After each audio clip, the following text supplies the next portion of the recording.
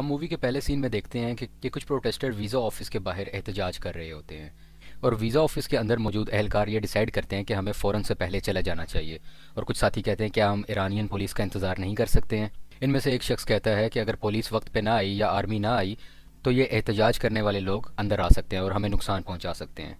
अभी ये बात हो ही रही होती है कि वीज़ा ऑफिस के अंदर मौजूद फौजी बाहर एहलकारों पर आंसू गैस से हमला कर देते हैं, जिसके जवाब में एहलकार को गुस्सा आ जाता है और वो वीज़ा ऑफिस के दरवाजे तोड़कर अंदर दाखिल होने की कोशिश करते हैं और यहाँ पे वो अंदर दाखिल हो जाते हैं। अमेरिकन वीज़ा ऑफिस अपने डॉक्यूमेंट्स को बचाने के लिए तमाम डॉक्यूमेंट्स को ज़ाया कर देता है ताकि उसका कोई फ़ायदा ना उठाया जा सके, क्योंकि तमाम एहलकार ऑफिस के अंदर दाखिल हो जाते हैं। और यहाँ पे एक औरत अपने सीनियर्स को फ़ोन पे रिपोर्ट करती है कि वो सब अंदर दाखिल हो चुके हैं और वो हमारे सामने हैं।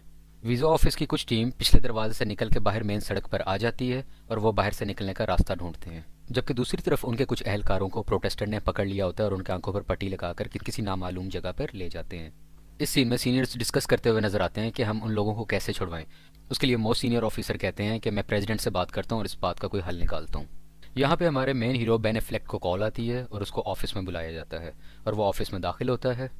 इस मूवी में बेन एफ्लेक का नाम टोनी होता है। यहाँ पे एक मीटिंग होती है जिसमें बताया जाता है कि टोनी ने बहुत से खुफिया ऑपरेशन कर रखे हैं।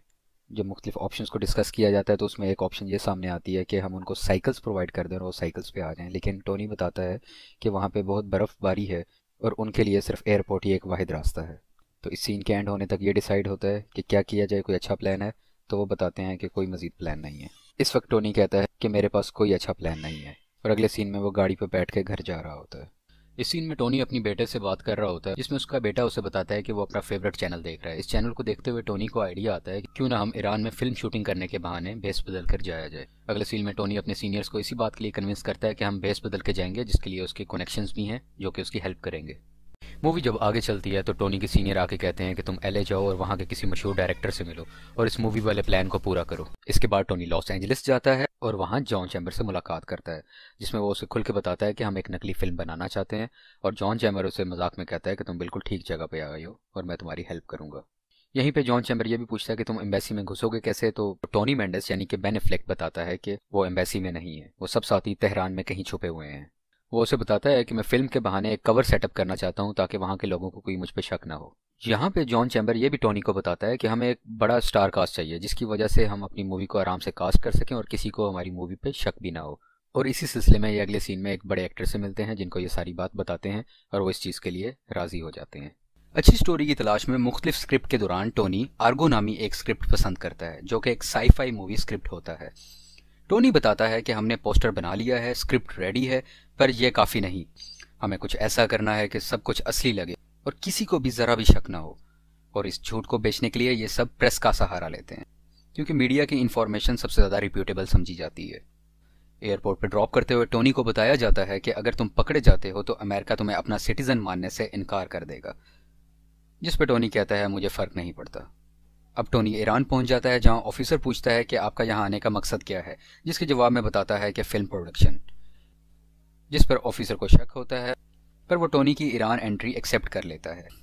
इस सीन में टोनी कैनेडियन एम्बेसी में मौजूद अमेरिकन से मिलता है जिनको वो अमेरिका वापस लेने आया होता है। ये सब कैनेडियन एम्बेसी में छुपे हुए होते हैं। टोनी इन्हें फेक आइडेंटिटीज़ और स्क्रिप्ट देता है और बताता है कि हम एयरपोर्ट से वापस जाएंगे, जिस पर सब परेशान होते हैं कि ये करना आसान नहीं होगा, लेकिन टोनी भरोसा दिलाता है। असल में इन सब का प्लान कैनेडियन बन के वापस जाना होता है, क्योंकि ईरान को मसला सिर्फ अमेरिकन से है, ना कि कैनेडियन से। इस सीन में टोनी बताता है कि हम कल सब बाजार जाएंगे और मूवी क्रू बनने का दिखावा करेंगे ताकि सबकी नज़र में आ जाए कि हम टोटल 6 पर्सन हैं और हम साथ हैं, और उससे अगले दिन एयरपोर्ट जाएंगे। इस सीन में टोनी और ये सब अमेरिकन जो कि नकली कैनेडियन एम्बेसी ऑफिसर बन जाते हैं, ये सब कार में बैठकर बाजार जा रहे होते हैं।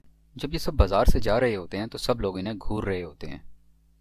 इस सीन में टोनी को अमेरिका से फ़ोन आता है कि सारा प्लान बदल चुका है और हम इन सबको ईरान से निकालने के लिए फ़ौजी ऑपरेशन करेंगे, जिस पर टोनी एतराज़ करता है और कहता है कि मेरी तमाम तैयारी मुकम्मल है, और वो ऑर्डर फॉलो करने से इनकार कर देता है, क्योंकि अगर आर्मी ऑपरेशन का वेट किया तो तब तक इन सब की जान खतरे में आ सकती है।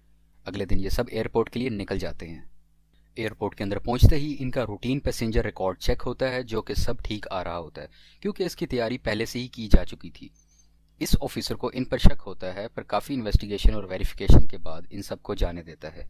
लेकिन मसला तब आता है जब दूसरी तरफ ईरान आर्मी को सबूत मिल जाते हैं कि ये लोग कि ये लोग कैनेडियन नहीं बल्कि अमेरिकन हैं। सबूत वही होते हैं जो अमेरिकन ने फाड़ जब एहतजाज हो रहा था इनकी एम्बेसी पर। लेकिन ईरानियन उन सब कागज़ों को जोड़ लेते हैं जिनकी वजह से इन्हें पता चलता है कि ये अमेरिकन हैं। ये इन्हें पकड़ने की कोशिश करते हैं लेकिन तब तक देर हो जाती है और ये सब प्लेन में बैठ चुके होते हैं। ये प्लेन का पीछा भी करते हैं पर जहाज़ टेक ऑफ कर लेता है और सब अमेरिकन खुशी में गले मिलते हैं और एंजॉय करते हैं और यहाँ टोनी का मिशन मुकम्मल हो जाता है।